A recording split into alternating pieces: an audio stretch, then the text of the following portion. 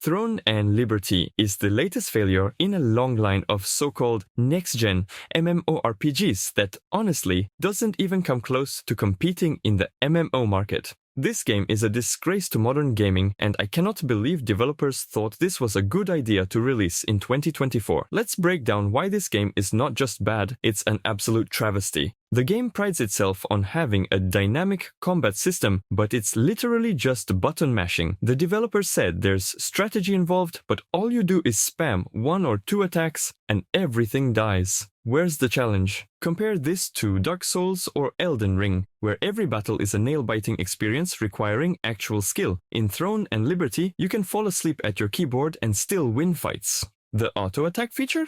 That's basically the developers admitting they didn't know how to make the combat fun or interesting, so they just let the gameplay itself. Reading a billboard is more interactive. What really gets me is how they advertised world-changing events that would make every playthrough unique. Really? If by world-changing they mean random weather changes that affect your gameplay slightly, then sure. But how does that compare to the dynamic, living worlds of Runescape or EverQuest? Runescape's seasonal events have more personality and impact than anything Throne and Liberty offers. Throne and Liberty thinks that if it throws in some rain or sunshine here and there, it'll make up for its lack of real, meaningful content. Let's talk about the quests. Throne and Liberty tries to act like it's innovating with its so-called dynamic quest system, but again, it's nothing new, and it's nothing good. Quests are the same recycled kill 100 of these monsters or fetch 50 of these items tasks that we've all seen 1,000 times before.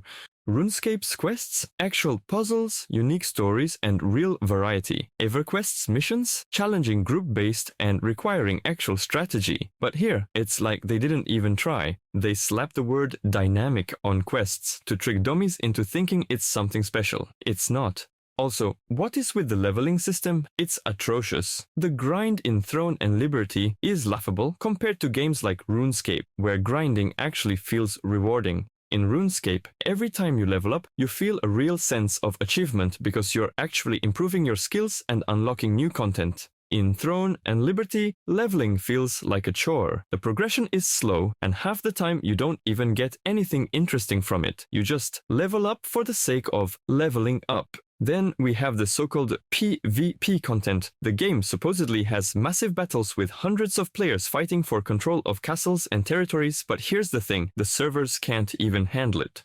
Every time I tried to join one of these epic battles, the game crashed or lagged so hard it became unplayable. Seriously? It's 2024 and they can't get basic server stability right? The developers also seem to have abandoned the game already. There are bugs everywhere and no patches or updates in sight. It's a blatant cash grab with no respect for the players. At least trashbag broken games like Cyberpunk 2077 had the decency to apologize. Next, the story. What story? Throne and Liberty claims to have deep lore and narrative elements, but it's honestly just a bunch of cliched fantasy nonsense that sounds like it was written by a teenager who got halfway through Aragon while on the toilet and decided they could do it better. How am I supposed to care about a kingdom in peril when I don't even know who any of these characters are? Compare that to Black Ops 4, where every character is deep and the game has a fully fleshed out narrative.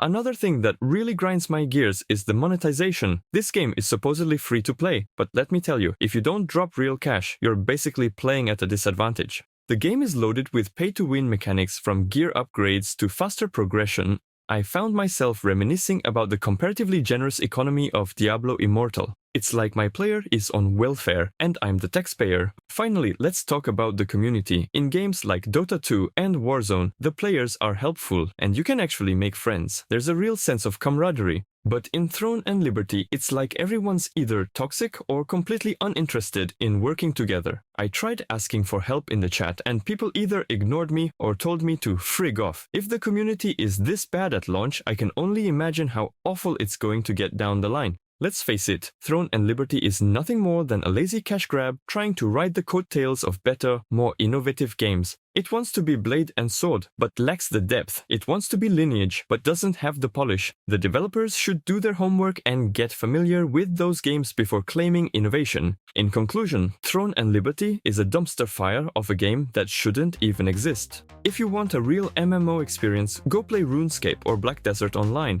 If you want fun combat, go play Elden Ring. And if you want a game that respects your time and money, go play literally anything else. Throne and Liberty is a waste of both. Final rating, -2 out of 10.